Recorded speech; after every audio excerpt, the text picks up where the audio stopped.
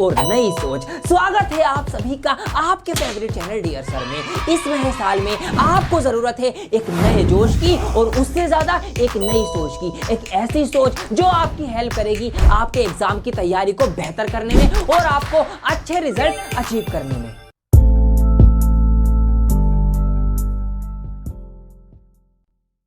तो आज की इस वीडियो से मैं आपकी लाइफ में क्या वैल्यूज ऐड करना चाहता हूं, मैं आज आपको बताने वाला हूं आपकी मेमोरी से जुड़े कुछ ऐसे साइंटिफिक फैक्ट्स और ऐसी बातें जिनका यूज करके आप अपनी मेमोरी को, अपनी याददाश्त को इंप्रूव कर सकते हैं और फिर उससे आपकी हेल्प होगी आपकी एग्जाम की तैयारी बेहतर करने में। आपको याद करने में आसानी होगी, आपको समझने में आसानी होगी और याद रखने में चीजों को आसानी होगी, क्योंकि याद आपको आज करना है, लिखकर आपको अगले महीने आना है, एक महीने डेढ़ महीने बाद आना है बोर्ड एग्जाम के अंदर। तो आइए जानते हैं सबसे पहली चीज जो मैं आपको बताने वाला हूं, 3 R's ऑफ मेमोरी। क्या है ये 3 R's? First one is registration, second one is retention and third one is recall. आइए वन बाय वन इनको समझते हैं और फिर ये भी जानो कैसे इनको आपको अप्लाई करना है, कैसे आपको इनको यूज करना है अपनी मेमोरी को इंप्रूव करने के लिए। So let's start with point number 1, registration. मेरे प्यारे बच्चों, हमारी जो ये मेमोरी होती है ना, ये 3 स्टेजेस के अंदर वर्क करती है और हर एक स्टेज एक अलग लेवल की इंटेंसिटी दिखाती है। रजिस्ट्रेशन में अलग लेवल की इंटेंसिटी होगी, रिटेंशन में अलग लेवल की इंटेंसिटी होगी और रिकॉल में और अलग लेवल की इंटेंसिटी होगी। अब आइए समझते हैं पहला पॉइंट या पहली स्टेज जिसका नाम है रजिस्ट्रेशन। आपने बहुत बार ये वर्ड सुना होगा, कहीं पर भी आपको कुछ रिकॉर्ड करना होता है, कोई फॉर्म भरना होता है, आपसे कहा जाता है भाई रजिस्टर कर लो अपने आप को। इट मींस कि कहीं पर हमें सिर्फ डेटा को रिकॉर्ड करना है। आपके सामने कोई डेटा आया, कोई चीज आई, कोई सवाल आया, कोई कॉन्सेप्ट आया, कोई लॉन्ग क्वेश्चन आया, कुछ भी हो सकता है, ठीक है, आपने उसको देखा, लेकिन अगर आप सिर्फ उसको रिकॉर्ड करने की हद तक ही देख रहे हैं तो ये होता है रजिस्ट्रेशन। जैसे कि एक एग्जांपल से मैं आपको समझाता हूं। आपको किसी ने नंबर बताया, कोई फोन नंबर, कि ये नंबर है, डायल कर लीजिए। आपने उससे सुना 9811 जो भी है, आपने सुना, एक दो बार रिपीट करा 9811 ये वो आपने यहां पे डायल करा और उसको मिला दिया, फोन आपका मिल गया। तो बस यहां पर आपने उस नंबर को सिर्फ रजिस्टर किया है, आगे आप उसको थोड़ी ही देर में भूल जाएंगे। ये होता है रजिस्ट्रेशन। तो कोई भी चीज आपके सामने आती है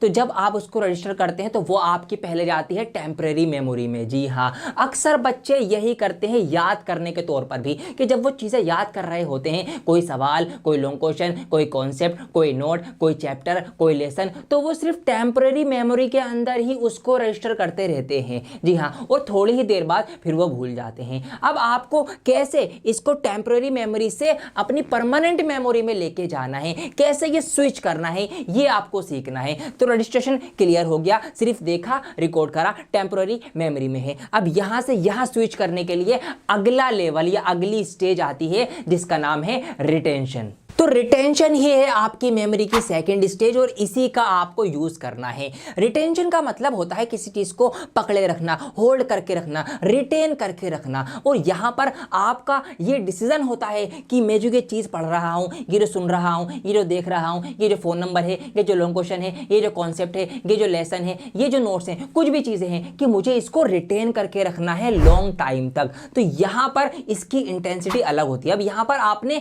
कॉन्शियस डिसीजन लिया है कि मुझे इसे इंपॉर्टेंट इंफॉर्मेशन को नोट करके या फिर याद करके या फिर रिटेन करके रखना है। तो ये होता है रिटेंशन। अगर आप किसी से रैंडमली रास्ता पूछ रहे हैं कि मुझे वहां जाना है, उसने आपको बताया कि आगे से ऐसे जाओ, यहां मुड़ना, यहां मुड़ना, यहां पे दुकान आएगी, उससे पूछ लेना, वहां पे जाके इस तरीके से आप पहुंच जाएंगे, तो क्या ये रिटेंशन में आएगा? नहीं, ये आपकी टेम्पररी मेमोरी। ये यहां पर आप सिर्फ रजिस्ट्रेशन करेंगे क्योंकि आपको थोड़े ही टाइम के लिए याद रखना है, वहां पे आप पहुंच जाएंगे, वो रास्ता भूल जाएंगे, मतलब वो नॉलेज आप बाद में आपके काम की नहीं रहेगी। तो ये है रजिस्ट्रेशन। और रिटेंशन में जब आपको पता है कि मुझे ये याद रखना है तो आप डिसीजन लेंगे मुझे ये याद रखना है, फिर कैसे याद रखना है ये भी आप सोचेंगे। ये होता है रिटेंशन, कि जब आप किसी नॉलेज को लॉन्ग टाइम तक रिटेन करके, याद करके अपनी परमानेंट मेमोरी में रखना चाहते हैं, इसका आपको यूज करना है रिटेंशन का। और थर्ड स्टेप आपकी आ जाती है उसके बाद रिकॉल।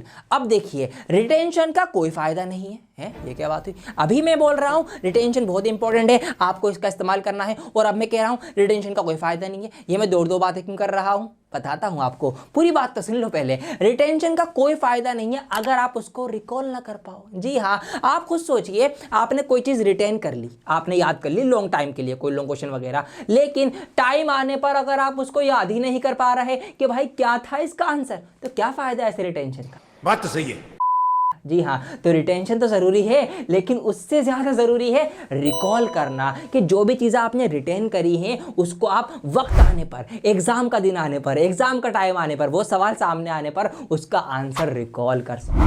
कई बच्चे ये गलती करते हैं क्या, कि वो गलती नहीं कह सकते, उनको तरीका नहीं पता, उनको वो वाली सोच नहीं पता जो मैं आपको देने जा रहा हूँ। क्या सोच, कि उनको रिटेंशन करना तो आता है भाई, लॉन्ग क्वेश्चन याद कर लिया, नोट्स याद कर लिए, कॉन्सेप्ट याद कर लिए, सवाल याद कर लिए, थ्योरम याद कर लिए, फॉर्मूले याद कर लिए, डेट्स याद कर ली, हिस्ट्री की, सब कुछ याद कर लिया। लेकिन अब जब एग्जाम का टाइम आया, एग्जाम हॉल में वो बैठे हुए हैं, सवाल उनके सामने आ गया है, अब वो उनको पता है कि यार इसका सवाल का जवाब मैंने याद करा था, यार याद तो करा था, लेकिन क्या था, कहां से शुरू हुआ था, वो रिकॉल नहीं कर पाते। कौन कौन से बच्चे ऐसे हैं, या किस किस के साथ ऐसा हुआ है, मुझे कमेंट करके जरूर बताना। होता है ऐसा, मेरे साथ भी हुआ है एक दो बार, जब मैं स्कूल लाइफ में था, पेपर याद करके गया, सब कुछ अच्छे से याद है, लेकिन वहां सवाल आ भी गया, लेकिन याद नहीं कर पा रहा हूं, रिकॉल नहीं कर पा रहा हूं, कि यार मुझे ये पता है कि मैं इसको पढ़ के आया हूं, बहुत अच्छे से आता है, लेकिन वो स्टार्टिंग नहीं मिल पा रही, वो रिकॉल नहीं हो पा रहा है। तो इसीलिए रिकॉल करना भी आपके लिए बहुत ज्यादा जरूरी है। तो आइए इस चार्ट की हेल्प से समझते हैं transfer of information from short term memory to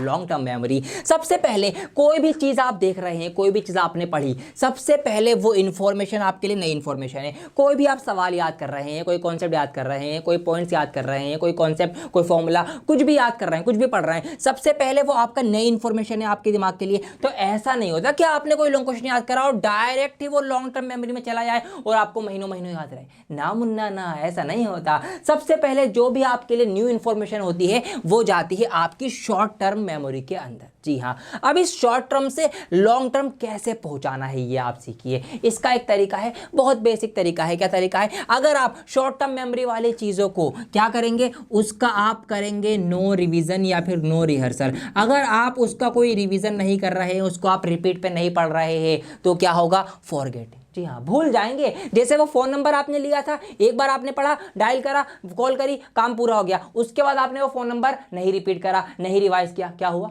भूल गए।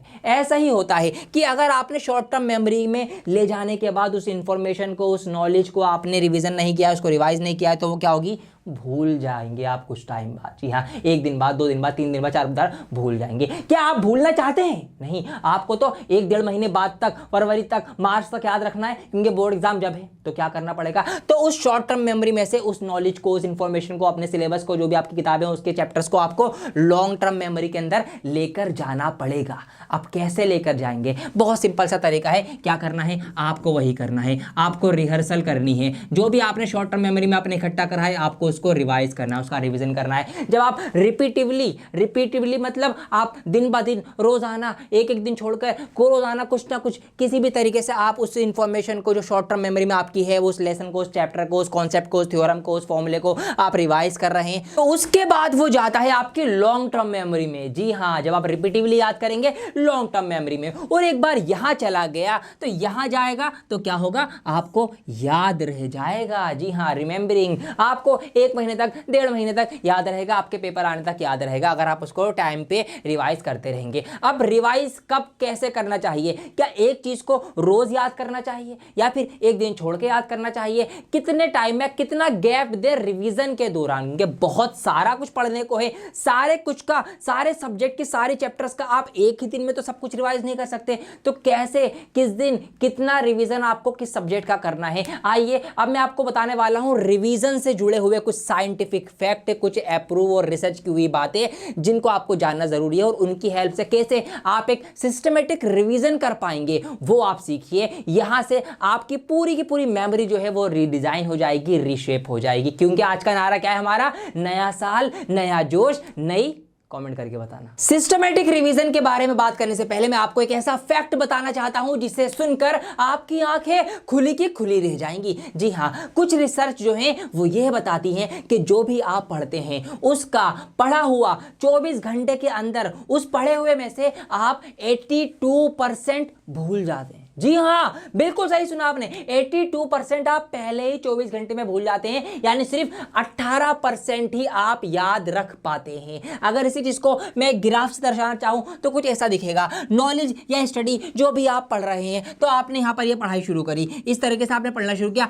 100% सब कुछ आपने पढ़ लिया, याद कर लिया। लेकिन जैसे जैसे आपका ये जो टाइम है, ये टाइम बीतेगा, आप उसको भूलते चले जाएंगे। और अगर मैं 24 घंटे या एक दिन के बाद देखूं कितना याद रख पाए, तो मेरी जान आप सिर्फ 18% ही याद रख पाते हो, बाकी का 82% आप भूल चुके होते हो। तो कैसे आपको इस भूले हुए को रोकना है, इसको आपको मेमोरी लॉस को आपको रिटेन करना है, इसको आपको प्रिवेंट करना है, ये होगा एक सिस्टमेटिक रिवीजन के थ्रू। शॉर्ट टर्म मेमोरी में से चीजें गायब होती रहती हैं, भूलती रहती हैं। तो अगर आप कुछ टाइम या काफी टाइम बाद, या फिर ऐसे समझ लो आपने कुछ भी पढ़ा वो इसमें शॉर्ट टर्म मेमोरी में आपकी जमा हुआ है, अगर आप 24 घंटे बाद उसको देखेंगे ना, तो 82% गायब हो चुका है, सिर्फ आपका 18% ही बचा है। तो इसको कैसे रोकना है आपको, ये चीज हम जानेंगे सिस्टमेटिक रिवीजन के तरीके से। क्या है वो तरीका, आइए आपको समझाता हूं, बहुत ध्यान से समझिए। तो सिस्टमेटिक रिवीजन कैसे करना है जिसकी हेल्प से आप इंप्रूव कर सकें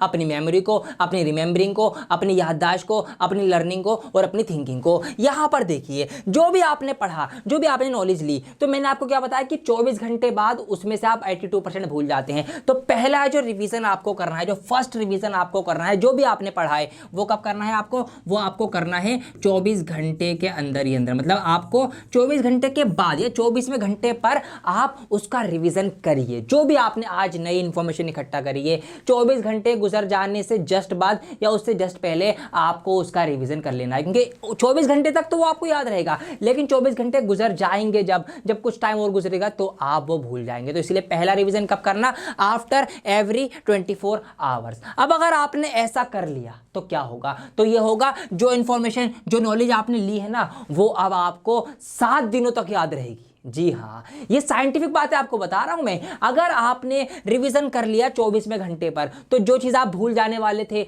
आपने उसको रिवाइज कर लिया 24 घंटे बाद, तो आप वो चीज, वो नॉलेज, वो क्वेश्चन, वो कॉन्सेप्ट, वो नोट्स, वो सब आपको अगले 7 दिन तक याद रहेगा। जी हाँ, तो ये चीज आपके लिए बहुत काम की है। तो अब यहीं से आपको आपका सेकंड रिवीजन का आंसर मिल गया है। आपने कोई नॉलेज, कोई चीज पढ़ी, कोई लॉन्ग क्वेश्चन याद करा, 24 घंटे गुजर जाने के जस्ट बाद आपने उसको रिवाइज कर लिया एक बार, अब आपको वो 7 दिन तक याद रहेगा। अगर आप ये रिवाइज नहीं करते तो आप उसको भूल जाते 2-3 दिन में ही, लेकिन अब 7 दिन तक याद रहेगा। अब कब करना है अगला रिवीजन, सेकंड रिवीजन, उसी सेम चीज का आपको करना है कब, 7वें दिन बाद या आफ्टर एवरी 7 डेज। तो जब आप ऐसा कर लेते हैं तो फिर वो चीज आपको 1 महीने तक याद रहेगी।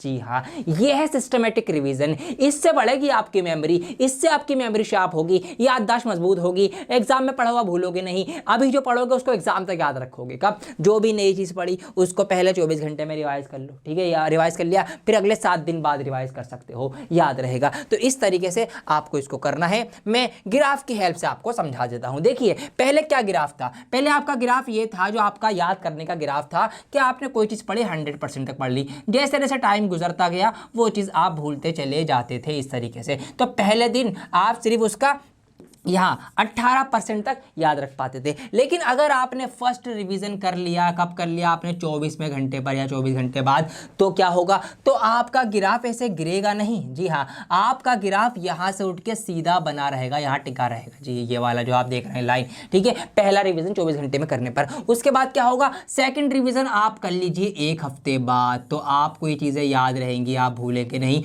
और थर्ड रिवीजन आप करिए फिर 1 महीने बाद। तो इस तरीके से आपका ये जो फॉरगेटिंग ग्राफ जो नीचे गिरता हुआ चला जा रहा था, चीजें भूलते चले जा रहे थे, वो ना भूल के आपका ये सब याद करा हुआ मेंटेन रहेगा, आपको याद रहेगा, आपकी मेमोरी में फिट रहेगा, और इस तरीके से ये सब आपकी लॉन्ग टर्म मेमोरी के अंदर जाके जमा हो जाएगा, और फिर ये आपको एग्जाम तक याद रहेगा। जी हाँ, तो ये है पूरा एक तरीका आपको कैसे रिवीजन करना है और क्या सोच के करना है कि मुझे इसको रिटेन करना है, ये चीज़ आपको पता होनी चाहिए। अब रिवीजन करने के लिए बेस्ट टिप आपको मैं दे रहा हूँ, कुछ प्रो टिप्स आपको बता रहा हूँ, उसके बाद वीडियो हम एंड करेंगे। सबसे पहली tip, reading is must. Reading बहुत ज़रूरी है, आपको चीज़ें पढ़नी है। जब भी आप कोई कॉन्सेप्ट या आपने अपनी बुक उठाई, आप उसको पढ़ने चलें, तो पहले क्या करो, पहले उसके क्वेश्चन पढ़ो। जी हाँ, चैप्टर पढ़ने से पहले क्वेश्चन पे नजर मार लो कि क्या क्या सवाल आपसे पूछे जा रहे हैं। जवाब नहीं ढूंढने हो हमें, सिर्फ सवाल पढ़ लो। ऐसा करने से क्या होगा, आपने क्वेश्चन पढ़ लिए तो अब जब आप चैप्टर पढ़ेंगे तो आपने क्वेश्चन पढ़ रखा है कि ये चीज़ क्या होती है। जैसे क्वेश्चन में वो चीज़ आएगी आपके माइंड में एकदम क्लिक होगा, भाई हाँ सवाल था इसका, तो इस पर ध्यान दो। तो इस तरीके से जब आप उसको पढ़ेंगे तो और ध्यान से पढ़ेंगे, क्योंकि आपको पता है इसमें से सवाल आगे पूछा गया है, तो आप उसको ध्यान से पढ़ेंगे। इसलिए क्वेश्चन पहले पढ़ो, तो आप जब पढ़ रहे होंगे तो ज़्यादा अटेंटिव होंगे, आपकी मेमोरी ज़्यादा शार्प होगी, आप ज़्यादा एक्टिव होंगे पढ़ाई को लेकर। ठीक है, अगर आप ऐसा नहीं करेंगे तो आपने पढ़ लिया, आपको पता नहीं इसमें से क्या पूछा जाएगा, बाद में क्या नहीं पूछा जाएगा, आप सब कुछ एक ही फ्रीक्वेंसी से पढ़ते चले जा रहे हैं। तो आपको क्या करना है, पहले क्वेश्चन पढ़ लो, बाद में फिर थ्योरी पढ़ो। तो जैसे ही क्वेश्चन से रिलेटेड कुछ मिलेगा आप एकदम अटेंटिव, और ये सवाल था इसको ध्यान से पढ़ो। ठीक है, इस तरीके से ये चीज़ आपको करनी है। पॉइंट नंबर 2 क्या करना है आपको, साइड में जो आपके पिक्चर्स, जो ड्राइंग्स, जो ग्राफ्स बने होते हैं उनको मत भूलिए। कई बच्चे उनको देखते ही नहीं है। सोशल साइंस की बात हो गई, साइंस की बात हो गई, साइड में कुछ पिक्चर्स होती हैं, कुछ ग्राफ्स होते हैं, कुछ फोटो, कुछ ड्राइंग्स होती हैं, कार्टूनिश टाइप में बनी होती हैं, बच्चे उनको पढ़ते नहीं है। बस बीच का अपना कंटेंट पढ़ा, भूल गए, मतलब पढ़ लिया, उसको याद रखा नहीं रखा कोई बात नहीं। एग्जाम में कई बार उन साइड वाली पिक्चर से, उन साइड में दी गई ड्राइंग से, उन ग्राफ से, उन पेपर से और उन फैक्ट्स से सवाल आ जाता है। तो इसीलिए उनको बिल्कुल आपको इग्नोर नहीं करना है, ये बात ध्यान रखना। पॉइंट नंबर 3, जो भी ऑथर है, जो राइटर है चैप्टर का, सब्जेक्ट का आपके, उसने कई जगह चैप्टर के बीच में ना कुछ जो वर्ड्स होते हैं उनको इटैलिक फॉर्म में या बोल्ड करके या इस तरीके से कोमा के अंदर बंद कर रखा होता है, तो उनको बिल्कुल इग्नोर मत करना। जी हाँ, वो वर्ड इंपॉर्टेंट होते हैं, अगर उसको टेक्स्ट थोड़ा सा इटैलिक कर दिया, टेढ़ा कर दिया, बोल्ड कर दिया, मतलब उस पर वो राइटर चाह रहा है कि आप ज़्यादा ध्यान दो, तो भैया दो ना। ठीक है, तो करना, तो करो इस चीज़ को। ठीक है, वो चीज़ आपको करनी है। अगला पॉइंट है आपका, क्या पॉइंट है, आपको जो भी आपको इंपॉर्टेंट लग रहा है उसको हाईलाइट भी कर लेना है, लेकिन डोंट टू मच। जी हाँ, बहुत ज़्यादा हाईलाइट नहीं करना कि पूरी किताब ही हाईलाइट कर डाली, फिर तो मीनिंगलेस है। भैया हाईलाइट की जरूरत है, वैसे ही पढ़ लेते सारा। तो इसलिए हाईलाइट करो सिर्फ बहुत ही लिमिटेड चीज़ें, जो बहुत ही आपको लग रहा है कि हाँ ये बहुत ज़्यादा ज़रूरी है, इसलिए बहुत लिमिटेड चीज़ें हाईलाइट करनी है। तो ये है आपके कुछ पढ़ाई के तरीके, कुछ रिविजन के तरीके। तो आज की इस वीडियो में मैंने क्या क्या बताया, फटाफट से रिकैप कर लेते हैं पूरे चैप्टर का। सबसे पहले मैंने आपको फैक्ट बताया कि आपकी जो मेमोरी है वो 3 स्टेजेस के अंदर वर्क करती है। आपकी पहली रजिस्ट्रेशन हो गई, रिटेंशन हो गई, रिकॉल हो गई। रजिस्ट्रेशन के अंदर आप सिर्फ रिकॉर्ड करते हैं डेटा, आपको उसको सिर्फ शॉर्ट टर्म मेमोरी तक ही रखना होता है, बाद में आप उसको भूल भी जाओ कोई फर्क नहीं पड़ता, ये होता है आपका रजिस्ट्रेशन। लेकिन आपको रजिस्ट्रेशन के बाद रिटेंशन करना होता है, आपको उसको शॉर्ट टर्म से स्विच करके लॉन्ग टर्म मेमोरी में लेके जाना पड़ता है। ठीक है जी, क्योंकि आपको उसको बाद में यूज़ करना है, बाद में यूज़ करने के लिए रिकॉल के बाद में वो चीज़ आपको याद भी आए। तो इन 3 तरीकों से हमारी मेमोरी जो है वो काम करती है। अब आपके लिए रिटेंशन जरूरी है और आपके लिए ये जरूरी है, क्या जरूरी है, रिकॉल करना जरूरी है। आप कैसे इसको रिकॉल करें, कैसे याद रखें, कैसे किसी भी शॉर्ट टर्म वाली चीज को लॉन्ग टर्म में लेके जाएं, उसके लिए मैंने आपको यहाँ पर ये पूरा एक चार्ट बना के समझा दिया कि कैसे कोई चीज को शॉर्ट टर्म से लॉन्ग टर्म में लेके जाते हैं। क्या करना पड़ेगा, रिवाइज करना पड़ेगा, नहीं रिवाइज करोगे भूल जाओगे, रिवाइज करोगे लॉन्ग टर्म में चली जाएगी, लॉन्ग टर्म में चली जाएगी, याद रहेगी। अब कैसे याद करना है, सिस्टमेटिक रिविजन करने का भी सही तरीका आपको नहीं पता था, तो वो मैंने आपको फिर यहाँ पे बता दिया कि भैया रिविजन कैसे करो। जो भी आपने पढ़ा पहले 24 घंटे में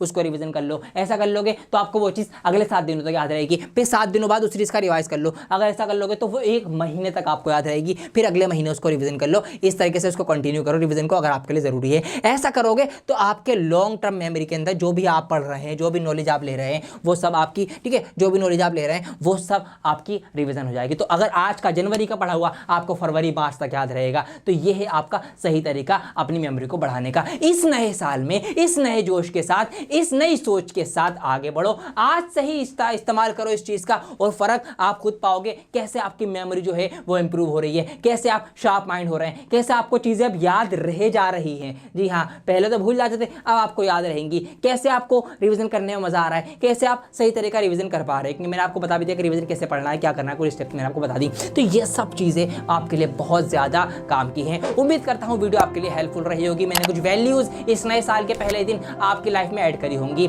ऐसे ही वैल्यूज मैं ऐड करता रहूंगा। सब्सक्राइब कर लीजिए मुझे, मेरे चैनल को, आपके लिए काम की वीडियोस मैं लेकर आता रहूंगा पूरे साल, क्योंकि ये है नया साल, हमारे पास है नया जोश और आपको देनी है मुझे एक नई सोच। ठीक है, तो इसीलिए जुड़े रहें हमारे साथ। बहुत जल्द लौटूंगा एक और नई वीडियो के साथ, जब तक के लिए बने रहें डियर सर के साथ। आप सभी को नया साल बहुत बहुत मुबारक। जय हिंद।